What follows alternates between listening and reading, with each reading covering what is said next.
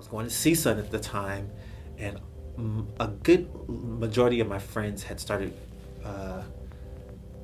coming to this Bible study, and I had gotten invited, and I was like, okay, well, if it's like what I'm already experiencing, I don't want to be a part of that. And ran into this Bible study that was going on, and it was totally different than what I grew up. I grew up in a Pentecostal church, B3, Hammond B3, drums, just a different type of worship.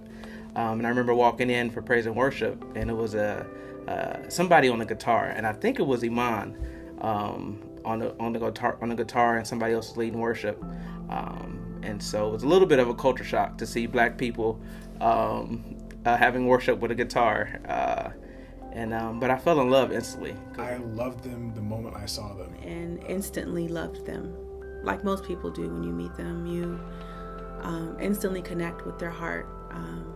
And so whatever they were a part of, I wanted to be a part of, and I wanted to support because I saw the love they had for each other and for people. And sometimes you meet people who are in ministry and leadership who don't really love people. They love the title, or they love all that comes with that, but they don't really have the heart for the people. And so when you see that, you want to support that.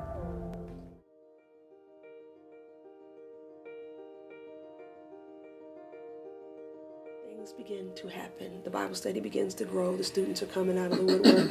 150 students. It's growing. And then the students say, we're coming to your house on Sunday. Have church.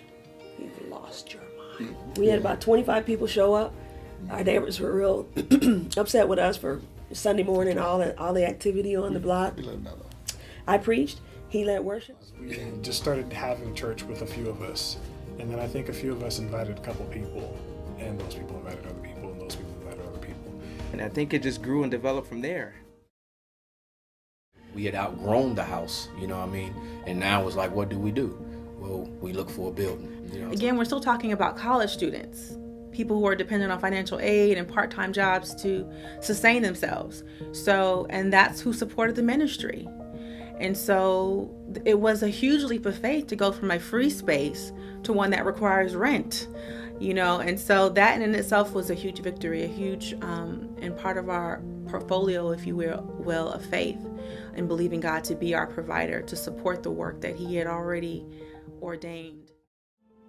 Pastor Dre's initial expectations were that, we might fill up, a couple people here, a couple people there, especially that first initial service, it's just going to be families that are going to come. I come in, and when I walk in the door, I turn my head this way, and it is packed to the gill. We packed out the church the first day that we were there. And, I kind of watched Pastor Dre as she got the realization that, okay, I need to increase my faith because God is obviously doing something way bigger than myself, way bigger than I could have ever imagined. And so we got to Mike and said, welcome to Hope's house. And it was like a rush. It went crazy. Standing ovation was crazy. OMG. Now this is scary. Now this is real.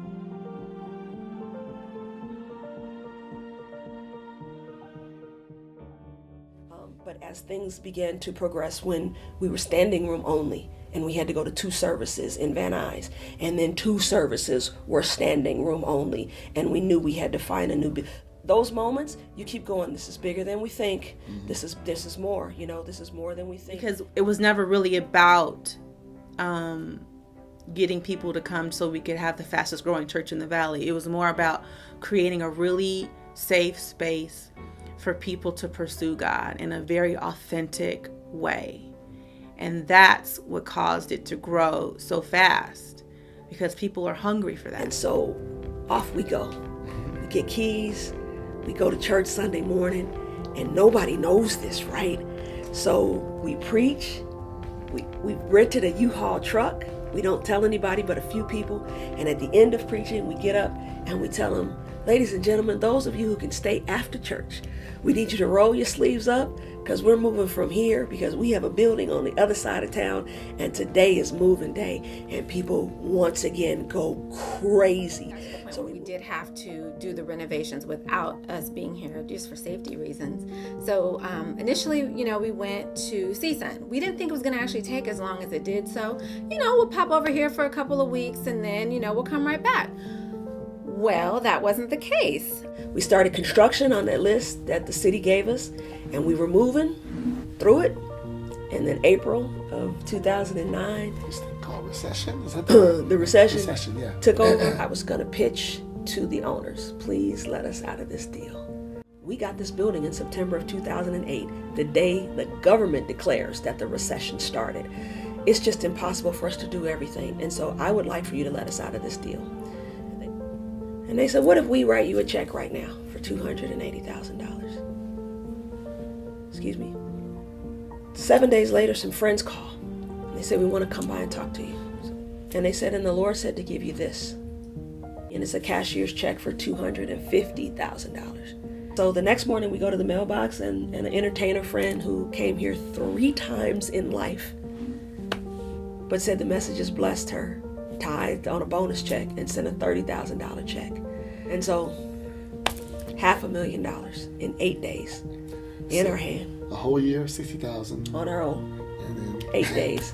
growing versus being pushed by the wind of the Holy Spirit, I'd say.